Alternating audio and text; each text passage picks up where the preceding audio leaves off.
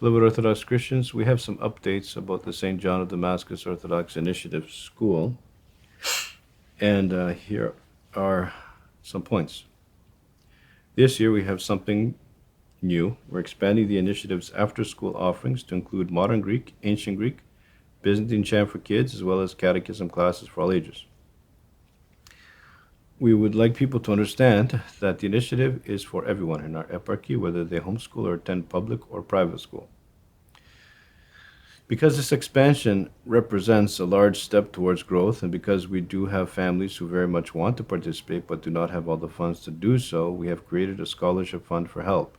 With this in mind, to the prayers of St. John of Damascus, we have decided to offer all of these after-school classes at time slots that accommodate students who attend public and private day schools, as well as those who are homeschooled. We want to be able to enrich the lives of all of our children and bring them up with an Orthodox phronima or mindset, no matter what. We want to keep our youth in our churches.